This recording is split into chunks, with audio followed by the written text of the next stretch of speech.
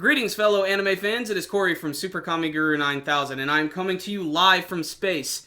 Well, not really, but still, use your freaking imaginations. That's what this brand new anime series is doing. Today, I'm going to take a look at the very first episode of Space Dandy, the brand new anime series which is being directed by Shinichiro Watanabe. He's the guy who worked on Samurai Champloo and freaking Cowboy Bebop.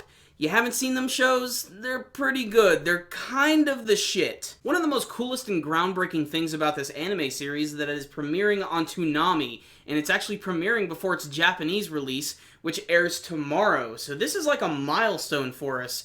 And I'm not sure why they're doing this, but you know what? Keep it coming. This is really great. So this is the very first episode of this epic series, which is sort of the love child of Cowboy Bebop and the Hitchhiker's Guide to the Galaxy. It features our main character who is Space Dandy. He's a dandy in space. That's pretty much the way they describe it. Basically, the story is about Space Dandy and his ridiculous crew as they go around the universe hunting down aliens and stopping at every boobies restaurant, which is basically a Space Hooters on crack. At the same time, Space Dandy is being pursued by Dr. Gel, this giant monocled gorilla man, and I'm not really sure what his true motives are. All I know is he looks ridiculous and I'm okay with that. Really, though, this series is just an assault on the senses. It's absolutely gorgeous to look at.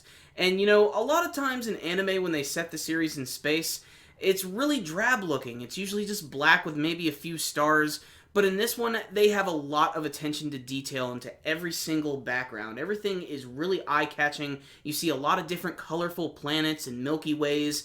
The stars are incredibly bright and vibrant. And just the ships that, like, travel around are really awesome. And I believe the name of Space Dandy's ship is the Aloha Oi, which is pretty damn funny. It kind of goes with the Cowboy Bebop theme.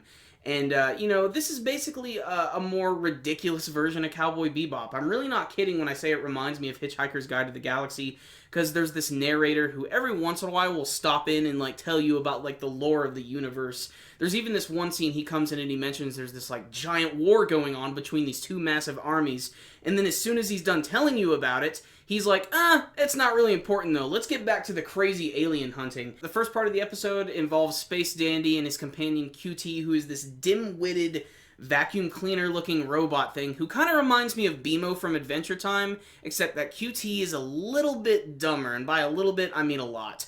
But still, the scene is great because you get to see them go to this big restaurant called Boobies, which they build up quite a bit. Apparently, Space Dandy's dream is to visit every single Boobies restaurant and to become, like, the CEO of the entire, like, chain. It's a crazy dream, but a man has to dream, doesn't he?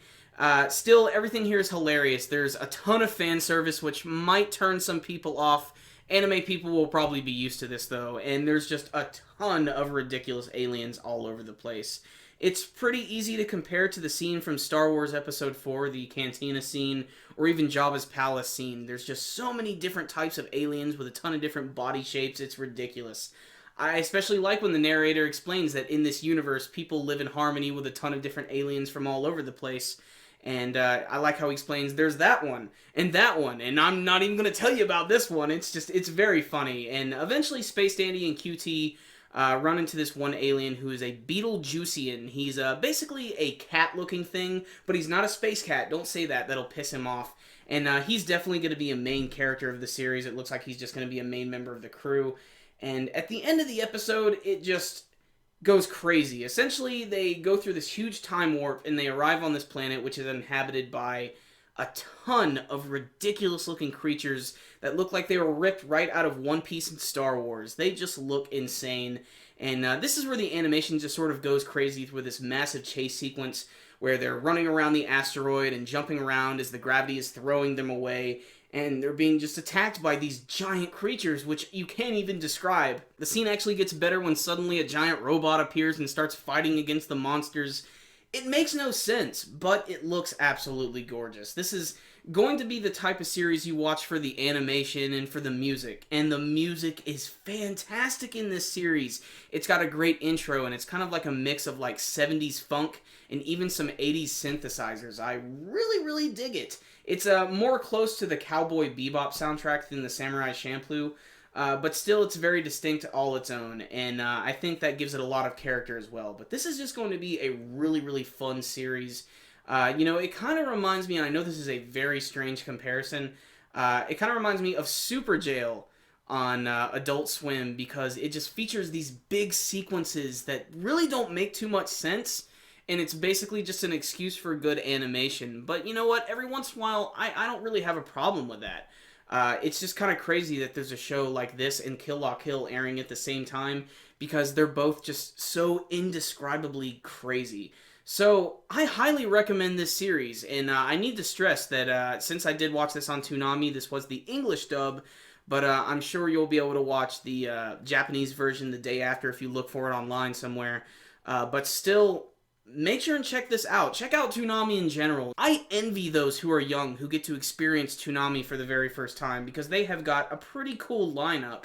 Now, they got Space Dandy, they got Bleach, they got One Piece, which you need to check out, because One Piece is freaking awesome. Right now, they're getting ready to start the CP9 arc, which is definitely one of the most popular arcs in the series. And, of course, guys, we are going to eventually talk about that. I promise we will get to this eventually. But still, fantastic series right here. Just a lot of fun. Check it out on Toonami, Saturday nights at 11:30 Eastern Time. And make sure and check out all the other shows that are on Toonami. Gather with your friends, have a good time, get a pizza, get some beer, have a good time, guys. It's a great time to be an anime fan, and I welcome Space Dandy to the pantheon of badass anime of 2014. It's a great way to start off the year, so check it out. I'm not going to give this one a score yet because I want to see more from the series. What I can tell you is this one was incredibly entertaining and is just a feast for the eyes. So that's it. That's my first review of Space Dandy. I thought it was pretty damn awesome. But if you guys had a chance to check out this episode, you can tell me your thoughts about it with your comments below. Remember, guys, before you leave, make sure and give this video a thumbs up and subscribe if you haven't. It's one of the best ways to support our channels. So, I will see you next time, guys. Super Kami Guru 9000.